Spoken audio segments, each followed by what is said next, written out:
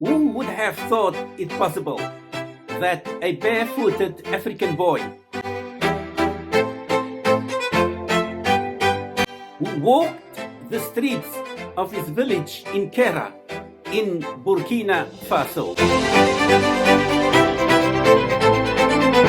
would one day arise to become the leader of his country? But this is the unimaginable story of President Ibrahim Traore of Burkina Faso. Because Ibrahim Traore is the product of the African proverb, which teaches us that it takes a village to raise a child.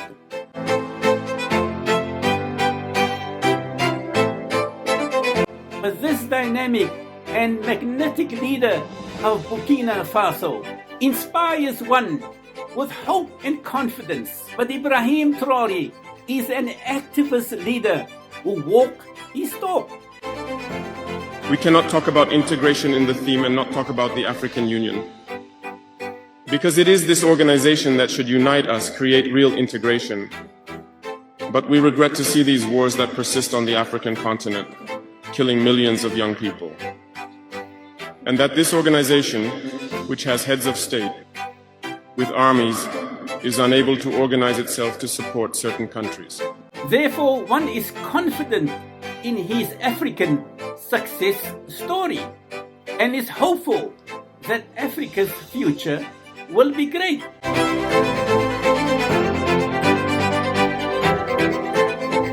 But at the same time, one genuinely fears for his life and safety.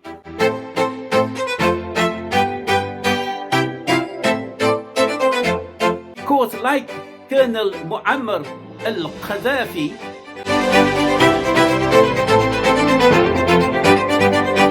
President Ibrahim Traore poses a threat to Western interests, which could have life-threatening consequences for him. Who are the biggest advertisers of New York Times, CNN, BBC, oil companies, mining companies, arms companies, pharmaceutical cartels, the companies that exploit Africa?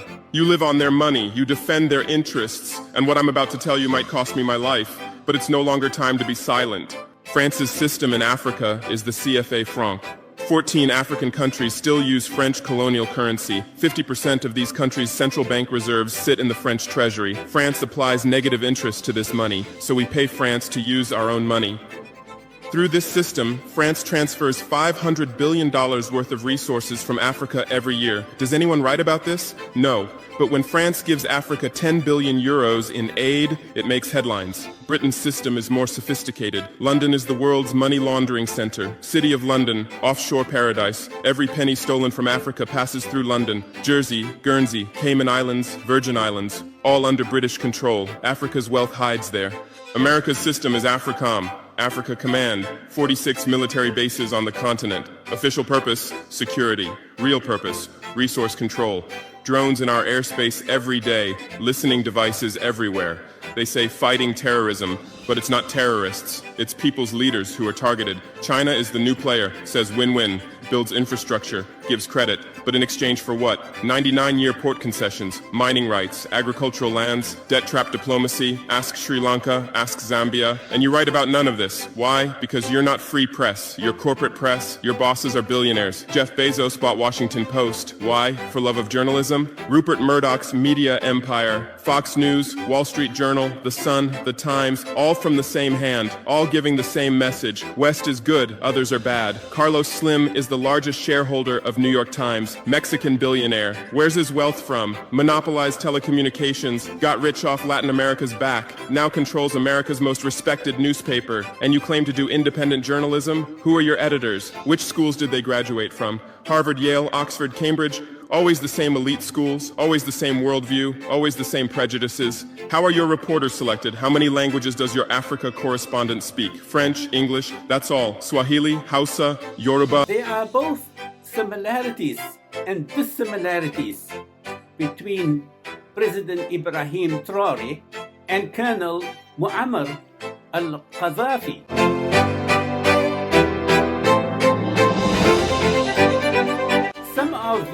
similarities are as follows. Both leaders assumed political power through a military takeover. Mu-àmmar al-Qa-thaa-fee was a proudly African leader.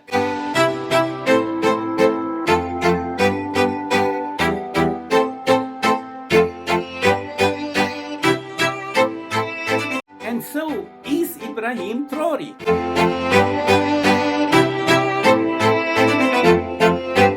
Mu-àmmar al-Qa-thaa-fee was vehemently opposed to neocolonialism, imperialism, and superpower domination. So is Ibrahim Traore. Ils vont travailler à être indépendants, à faire au moins ce que le peuple connaisse le bonheur.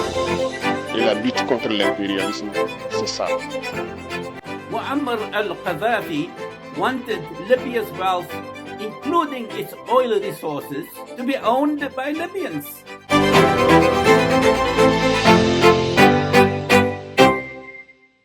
Similarly, Ibrahim Traore's indigenization program in transferring the wealth of Burkina Faso into the hands of its indigenous people has upset some European leaders.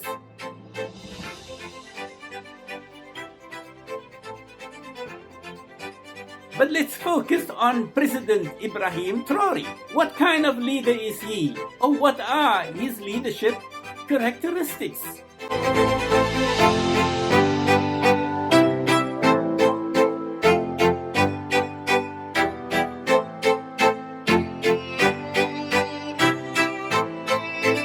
At the age of 38, this young African leader has been compared in some respects to Kwame Nkrumah of Ghana.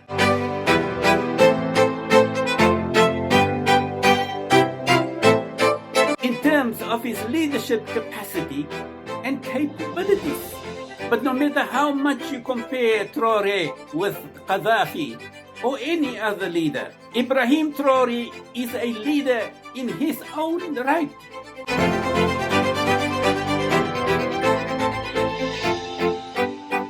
With his own African worldview.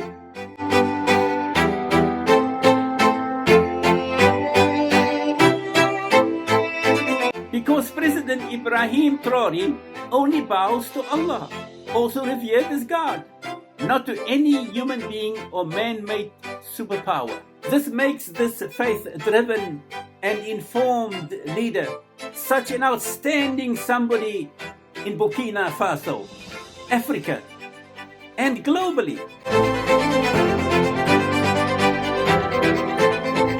As part of the decolonization economic empowerment of Ghana, Kwame Nkrumah's lament was that Ghana grows the cocoa,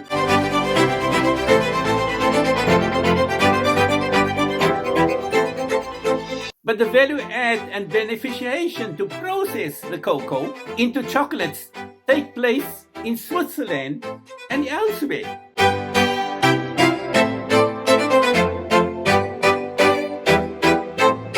This is precisely what President Ibrahim Traore seeks to achieve in Burkina Faso. He and his government's economic beneficiation value-add projects want to produce an enabling environment for more indigenous entrepreneurs to emerge.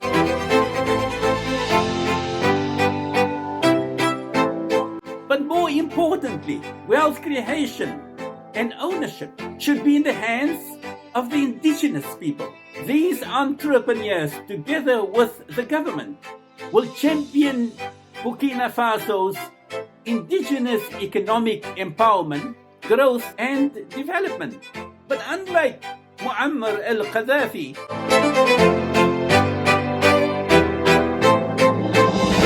the Burkina Faso leader, President Ibrahim Traore, is not aspiring to build or develop any vanity projects or programs.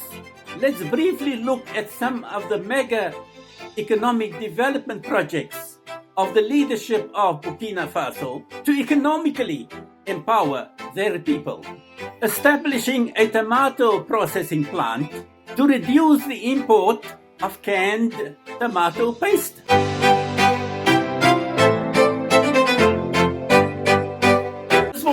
provide the farmers with expanded manufacturing opportunities in the agricultural value chain. The indigenous electric vehicle project, manufacturing electric vehicles which travel about 320 kilometers on one charge.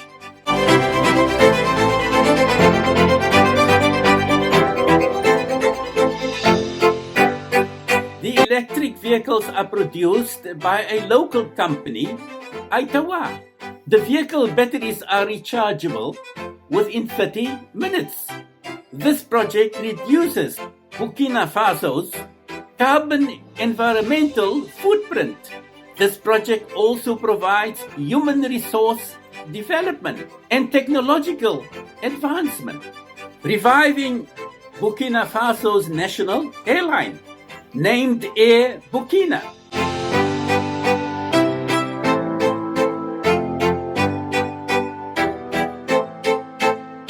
By making it economically and financially viable through greater efficiency, modernization, effective management, and route expansion, building and sustainably developing the Bobo Dioulasso University Hospital.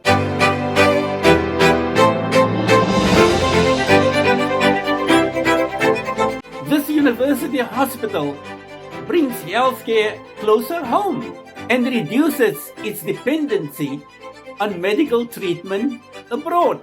Inaugurating and developing the postal bank,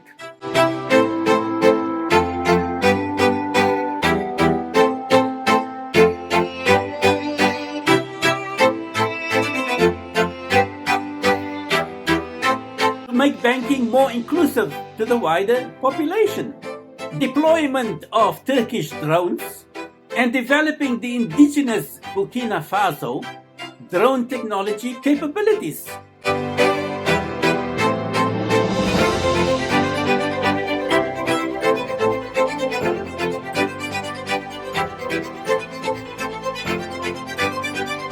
The drone project seeks to enhance the country's military defense capabilities, enhancement of its clean water capacity and sanitation facilities throughout the country.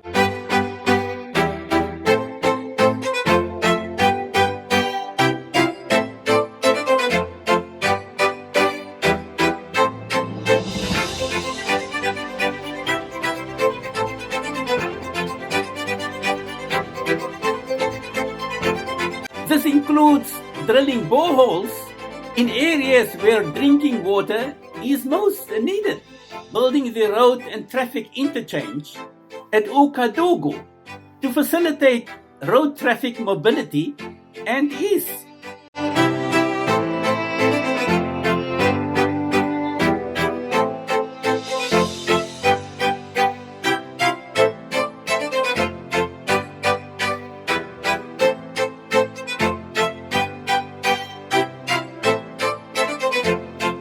This project has enhanced urban mobility and access, the modernization of the agricultural sector.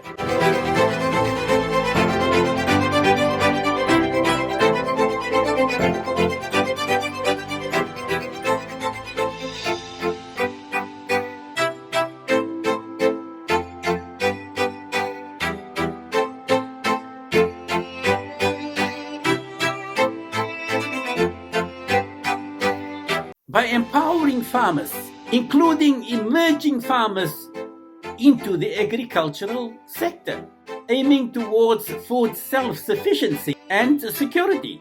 Construction of the Thomas Sankara Mausoleum.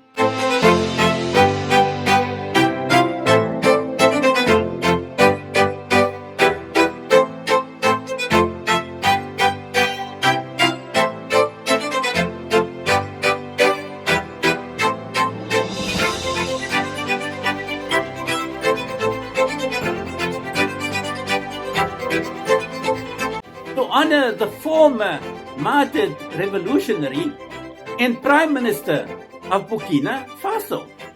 This is an initiative to build national unity and solidarity.